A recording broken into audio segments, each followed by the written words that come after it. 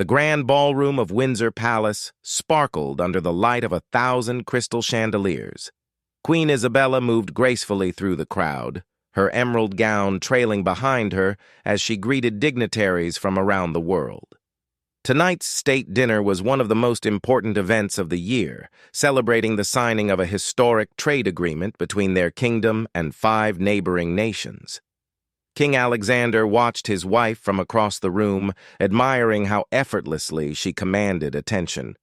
After 12 years of marriage, he still found himself captivated by her poise and intelligence. Isabella had transformed from a shy diplomat's daughter into one of the most respected queens in modern history. Her work with children's charities and environmental causes had earned her international acclaim. The evening had begun perfectly. Isabella delivered a moving speech about unity and cooperation that brought tears to many eyes. The ambassador from France had complimented her flawless pronunciation during their conversation in his native language. Children from the local orphanage, whom she had personally invited, watched in wonder as she knelt to speak with them at their eye level, completely ignoring the fact that her expensive dress would wrinkle. As the dinner service began, Isabella took her place at the head table beside Alexander. The first course arrived with great ceremony, prepared by the palace's most skilled chefs.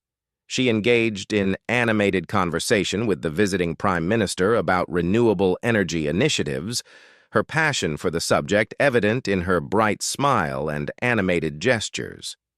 But something was wrong. Lady Margaret, Isabella's closest aide and confidant since childhood, noticed subtle changes that others missed. The Queen's smile seemed forced during the second course. Her usually perfect posture appeared slightly strained.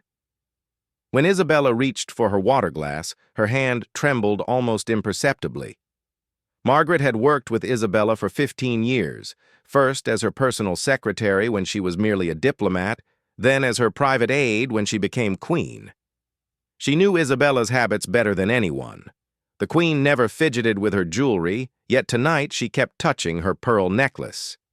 She never left food on her plate, considering it wasteful and disrespectful to the kitchen staff, yet her salmon remained largely untouched. During the third course, Isabella excused herself briefly, claiming she needed to powder her nose. Margaret followed discreetly and found her in the ladies' lounge, sitting on a velvet chair with her head in her hands. "Your Majesty, are you feeling unwell?" Margaret asked quietly, checking to ensure they were alone. Isabella looked up, forcing another smile. "I'm perfectly fine, Margaret. Just a slight headache from all the excitement.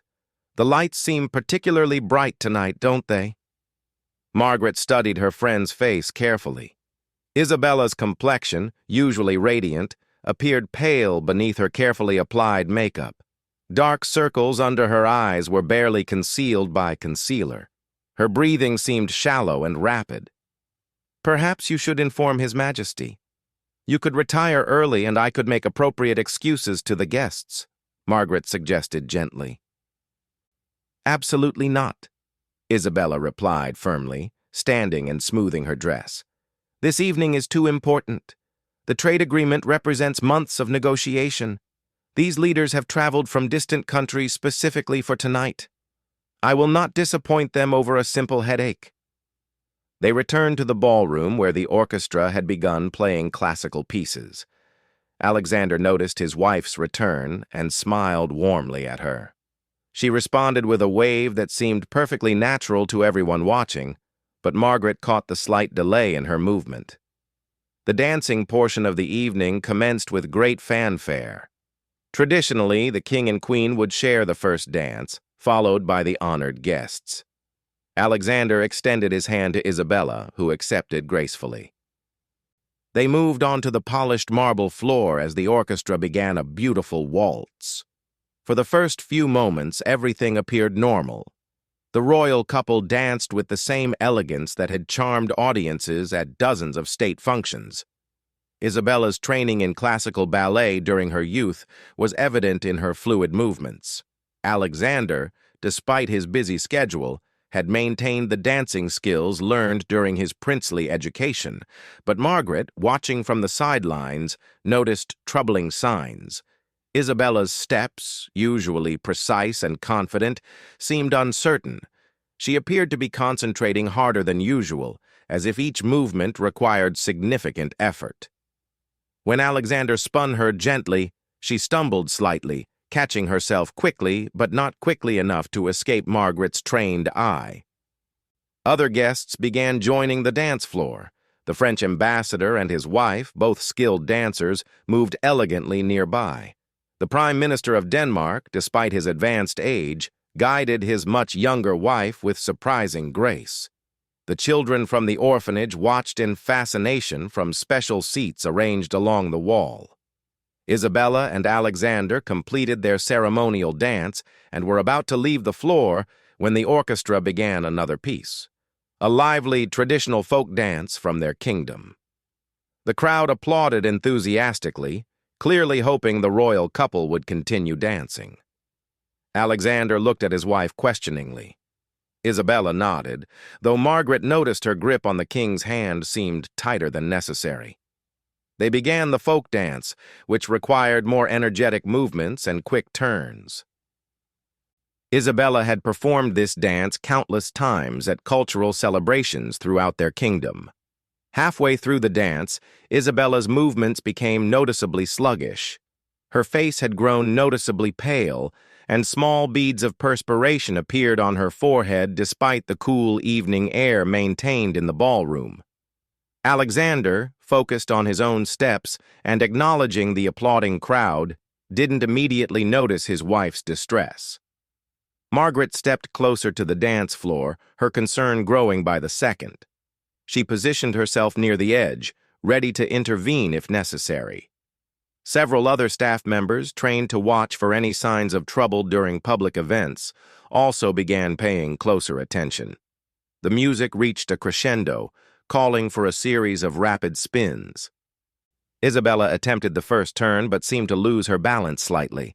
Alexander caught her smoothly, making it appear as if nothing had happened. The crowd continued clapping, unaware of any problem. But during the second spin, disaster struck. Isabella's eyes suddenly rolled upward, her face became deathly pale, and her body went completely limp. Alexander felt her weight collapse against him as she lost consciousness entirely. For a moment he thought she was simply tired from the dancing, but when he looked down at her face, he realized something was terribly wrong. The music continued playing, and many guests initially thought the queen had simply stumbled or was perhaps playing some sort of dramatic moment in the dance. But Alexander's expression of shock and confusion quickly alerted those nearby that this was no planned performance. "Isabella!" Alexander called out, his voice carrying across the ballroom with an urgency that made everyone turn to look.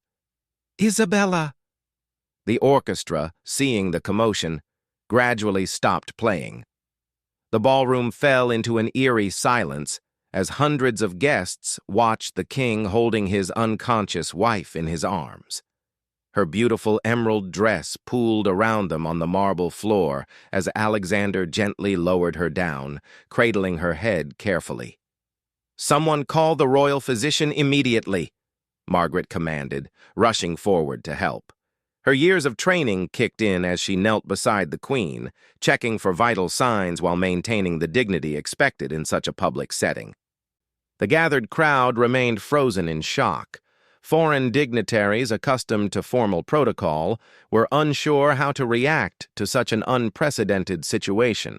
The children from the orphanage looked on with wide, frightened eyes, not understanding what had happened to the kind lady who had spoken with them so warmly earlier.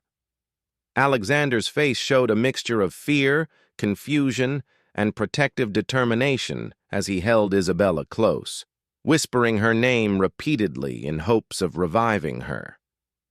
The evening that had begun with such promise and celebration had suddenly transformed into something none of them would ever forget.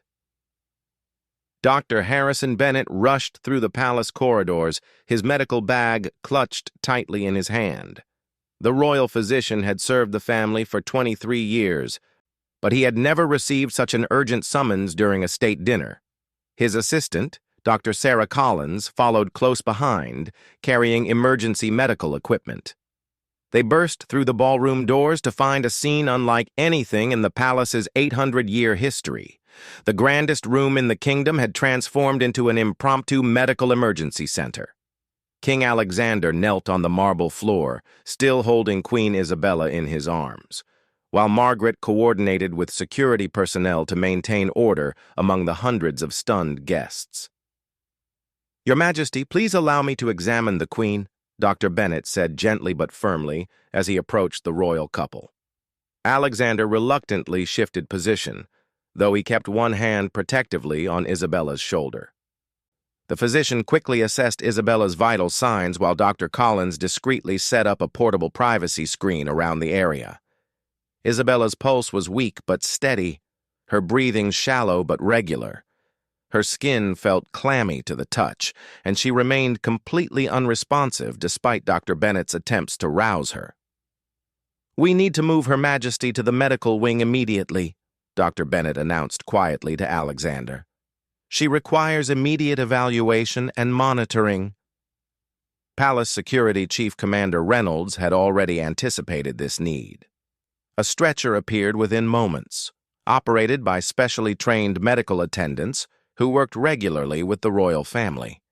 The crowd watched in hushed silence as Isabella was carefully transferred from her husband's arms to the medical stretcher. Alexander insisted on walking alongside the stretcher as they moved through the palace corridors toward the medical wing. His formal evening wear seemed incongruous with the medical emergency unfolding around him, but he refused to leave his wife's side even for a moment. Behind them, Margaret faced the enormous challenge of managing hundreds of confused and concerned guests.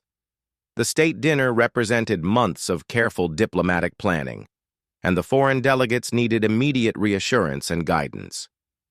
"Ladies and gentlemen," Margaret announced from the center of the ballroom, her voice carrying clearly through the vast space. "Her Majesty the Queen has experienced a brief medical episode and is receiving excellent care from the royal medical team. His Majesty asks that you continue enjoying the evening's hospitality while we attend to this matter." The French ambassador approached Margaret discreetly. "Please convey our deep concern and best wishes for Her Majesty's swift recovery," he said solemnly. "Should we perhaps consider postponing the remainder of the evening's activities?" Margaret consulted quickly with the palace's protocol chief. They decided to maintain the dinner service but cancel the remaining dancing and entertainment portions of the evening. Guests could choose to stay and dine while receiving regular updates, or they could respectfully depart with full understanding of the circumstances. Meanwhile, in the medical wing, Dr. Bennet conducted a thorough examination of the still unconscious Queen. The palace medical facility rivaled many major hospitals. Equipped with advanced diagnostic equipment and staffed by some of the kingdom's most skilled medical professionals. Isabella's vital signs had stabilized somewhat, but she remained unresponsive. Dr. Bennet ordered immediate blood tests, an electrocardiogram to check her heart function, and other diagnostic procedures to determine the cause of her collapse. "Has Her Majesty complained of any symptoms recently?" Dr. Bennet asked Alexander as they waited for test results. "Headaches, dizziness, fatigue, changes in appetite?" Alexander struggled to remember. Their schedules had been incredibly busy recently, with the trade negotiations requiring long hours and numerous social obligations. "She mentioned feeling tired last week," he recalled, "but we both attributed that to our demanding schedule. She's never been one to complain about minor discomforts." Dr. Collins returned with preliminary blood test results. Isabella's blood sugar levels were dangerously low, indicating severe hypoglycemia. Her iron levels also appeared significantly below normal ranges, suggesting possible anemia. "When did Her Majesty last eat a substantial meal?" Dr. Bennet inquired. Alexander realized he couldn't remember seeing Isabella eat much recently. During their busy schedule, they often attended multiple events per day, each featuring elaborate meals, but he recalled her often picking at her food rather than eating full portions. "She's been very concerned about fitting into her formal gowns," Alexander admitted reluctantly. "Several new state events required new dresses, and she wanted to look perfect for tonight's dinner." "But I thought she was eating normally." Dr. Bennett nodded grimly. He had seen similar situations before, particularly among people in high-pressure public roles. The combination of stress, irregular eating patterns, and the pressure to maintain a perfect public appearance could lead to serious health consequences. They administered intravenous glucose to address Isabella's low blood sugar and began monitoring her closely for signs of improvement. After 20 agonizing minutes, Isabella's eyelids began to flutter slightly. "Isabella?" Alexander called softly, taking her hand in both of his. "Can you hear me?" Her eyes opened slowly, confusion evident as she tried to focus on her surroundings. "Alexander?" she whispered weakly. "What happened? Where am I?" "You collapsed during the state dinner," he explained gently. "You're in the medical wing. Dr. Bennett is taking excellent care of you." Isabella attempted to sit up immediately. "The dinner, the guests, the trade agreement signing ceremony is supposed to happen after the dancing. I need to get back immediately." "Your Majesty, you must rest," Dr. Bennett interrupted firmly. "Your blood sugar dropped to dangerous levels.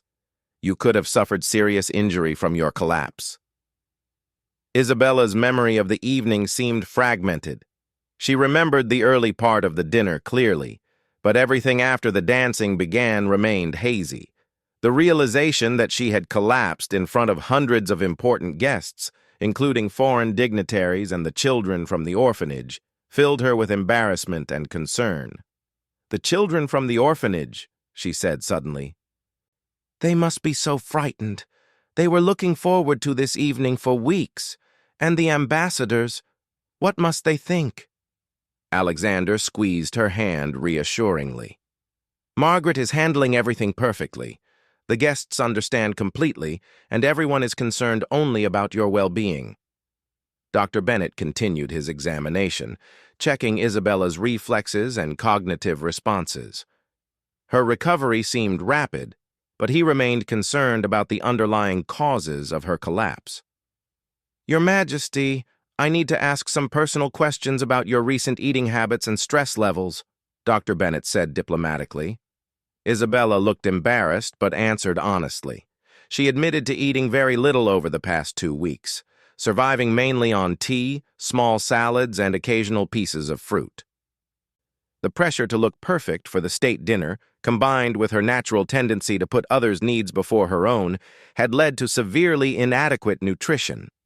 "I kept meaning to eat properly," she explained, "but there were always meetings, appearances, charity visits. I would plan to have a proper meal, but then something urgent would come up. I told myself I would eat well after tonight's dinner." Dr. Bennett prescribed immediate dietary changes and insisted on comprehensive blood tests to check for any underlying health issues. He also recommended regular meals with a nutritionist to ensure proper nutrition despite Isabella's demanding schedule. As Isabella grew stronger, her thoughts turned increasingly to the guests still at the palace. "I must apologize personally to the ambassadors," she insisted. "And someone needs to check on those children.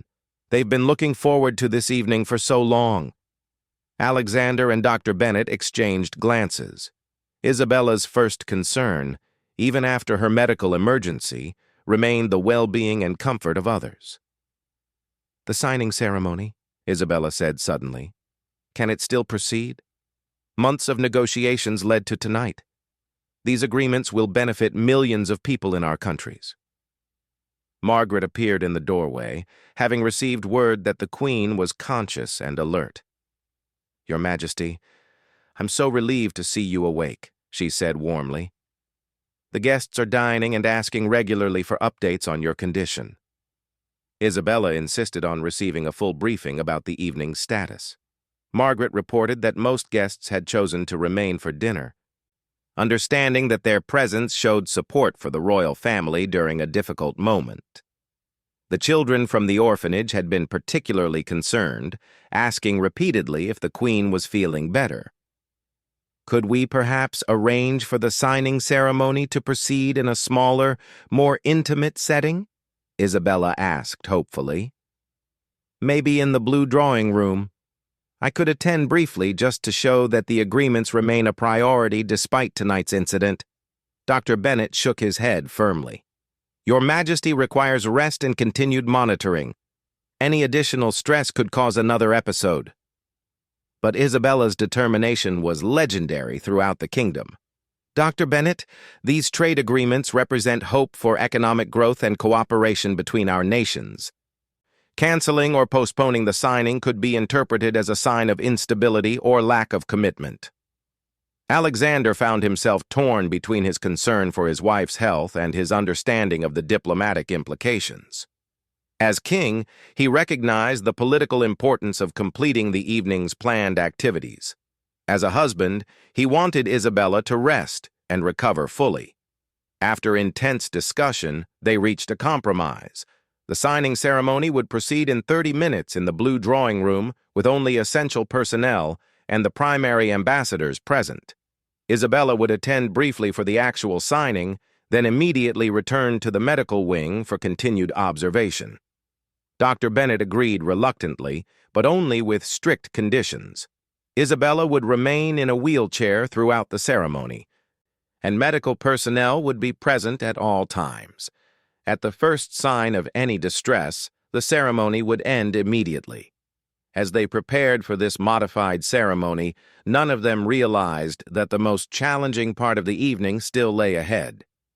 The blue drawing room had been transformed into an intimate ceremonial space within 30 minutes. Palace staff worked efficiently to arrange the signing table, position cameras for documentation, and ensure proper lighting for the historic moment. The room's elegant blue and gold decorations provided a more personal setting than the grand ballroom, while maintaining the dignity required for such an important international agreement. Queen Isabella sat in an ornate wheelchair that had been discreetly modified with additional cushioning for her comfort. Despite her recent collapse, she insisted on wearing fresh makeup and having her hair properly arranged. Dr. Bennett remained nearby, monitoring her condition while trying to stay out of sight of the photographers. The 5 ambassadors entered the room with expressions of genuine concern mixed with diplomatic professionalism.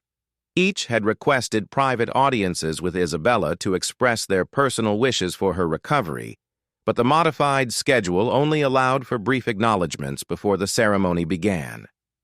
Your Majesty, the French ambassador approached first, bowing slightly.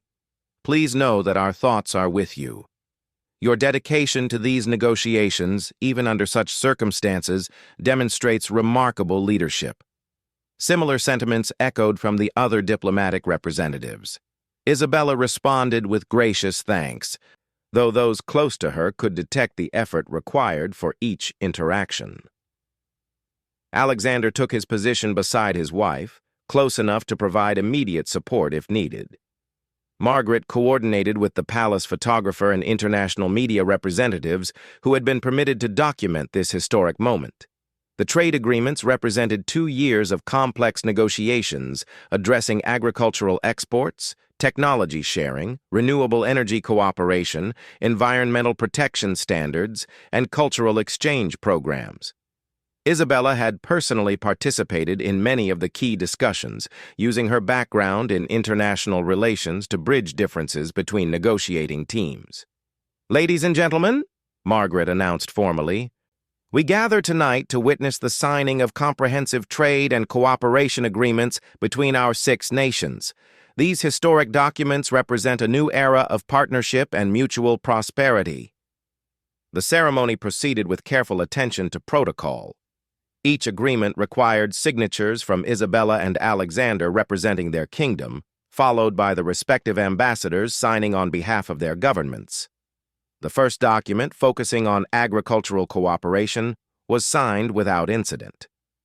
During the signing of the second agreement, concerning renewable energy partnerships, Isabella's hand trembled slightly as she wrote her signature.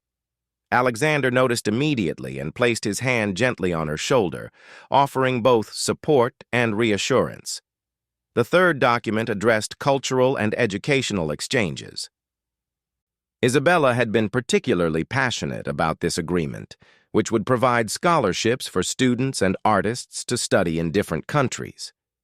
As she signed, a small smile crossed her face, the first genuine expression of happiness since her collapse.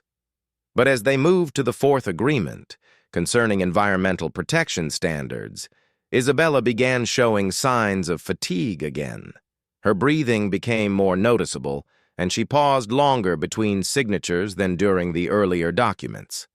Dr. Bennett stepped closer, ready to intervene if necessary.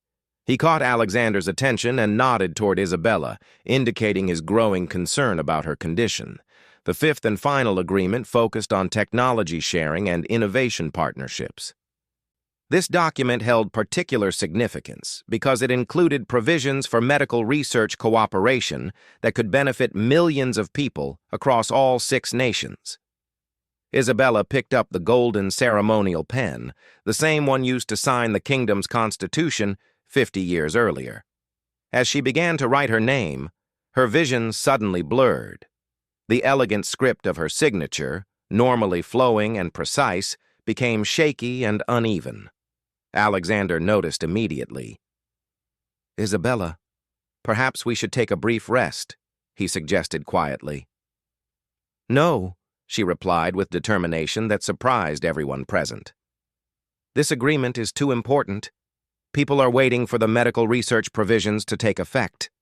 She completed her signature through sheer force of will, though the final letters were barely legible.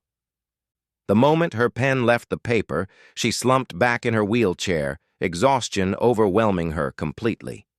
The ambassadors signed quickly, sensing that the ceremony needed to conclude immediately. Within 5 minutes, all documents bore the necessary signatures, officially creating the most comprehensive international partnership in the kingdom's history. "The ceremony is complete," Margaret announced, though her attention remained focused on Isabella's condition.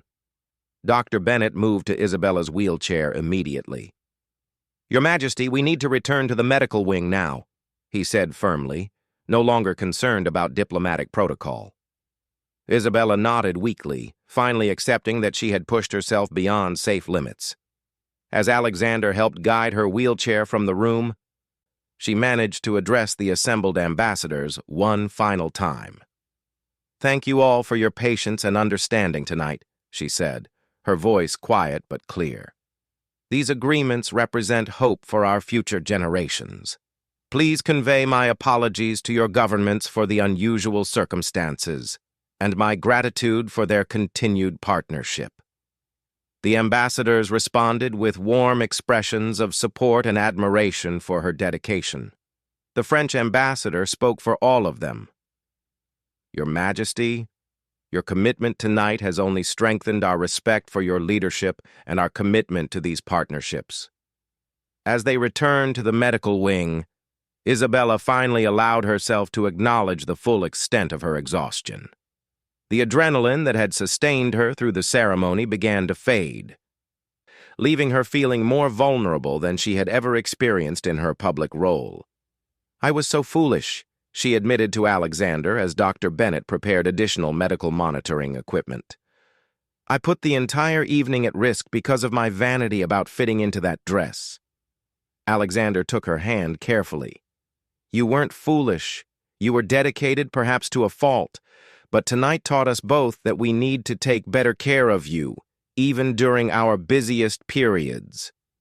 Dr. Bennett's continued examination revealed that Isabella's blood sugar had stabilized, but she remained severely dehydrated and nutritionally depleted. He prescribed a carefully managed recovery program, including regular meals, reduced public appearances for the following week, and ongoing medical monitoring. Margaret returned with updates from the main ballroom. The children from the orphanage had been particularly concerned about the Queen's well-being. They had created get-well cards using art supplies from the palace's children's activity area, drawing pictures of crowns, hearts, and flowers with messages like, "Feel better soon, Your Majesty," written in crayon. "They insisted on waiting until they heard you were feeling better," Margaret reported. "They're prepared to stay all night if necessary." Isabella's eyes filled with tears. "Could you please tell them that their kindness means more to me than any medicine? And arrange for each child to receive a special gift basket delivered to the orphanage tomorrow with a personal note from me." Over the following hours, Isabella's condition gradually improved. The intravenous fluids helped address her dehydration, and carefully monitored nutrition began restoring her energy levels.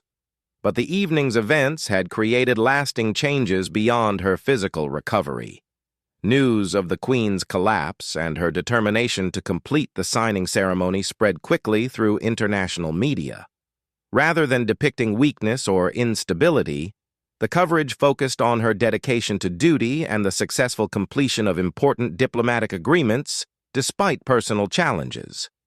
Letters and telegrams of support arrived from world leaders, ordinary citizens from all 6 participating countries, and thousands of people who had been inspired by Isabella's commitment to completing the ceremony despite her medical emergency.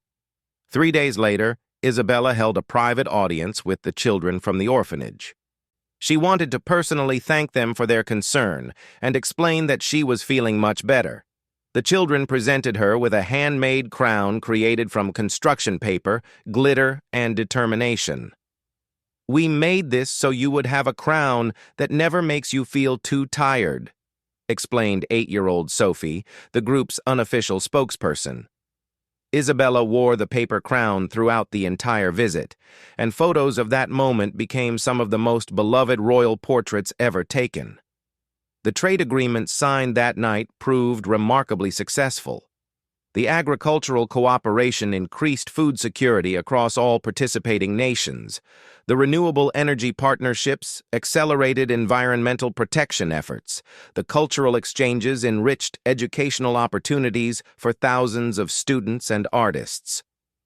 Most significantly, the medical research cooperation provisions led to breakthrough treatments for childhood diseases, directly benefiting children in circumstances similar to those at the orphanage who had shown such concern for Isabella's well-being. Dr. Bennett's prescribed changes to Isabella's lifestyle became permanent improvements. Regular meals, scheduled rest periods, and better work-life balance became non-negotiable parts of her routine. Alexander took a more active role in ensuring his wife's well-being, understanding that her health was essential not just for their personal happiness, but for their ability to serve their kingdom effectively. The evening that began as a celebration of international cooperation became a turning point for Isabella personally and professionally. Her collapse, initially seeming like a moment of weakness, ultimately demonstrated her strength of character and deepened public affection for their queen. Years later, historians would note that the night of the Queen's collapse marked the beginning of a new era in royal protocol, where the personal well-being of public figures became as important as their official duties. Isabella's experience led to improved healthcare provisions for all palace staff and created new standards for managing the demanding schedules of public servants. The children from the orphanage remained special friends of the royal family, receiving annual invitations to palace events and educational opportunities made possible through the trade agreements signed that memorable night.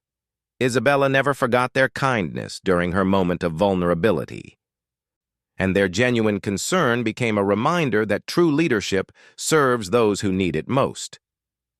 The story of that evening became a beloved part of the kingdom's history, passed down through generations as an example of duty, perseverance, and the importance of caring for one another during difficult times. The queen who fainted while dancing had ultimately shown the kingdom and the world what true strength looked like.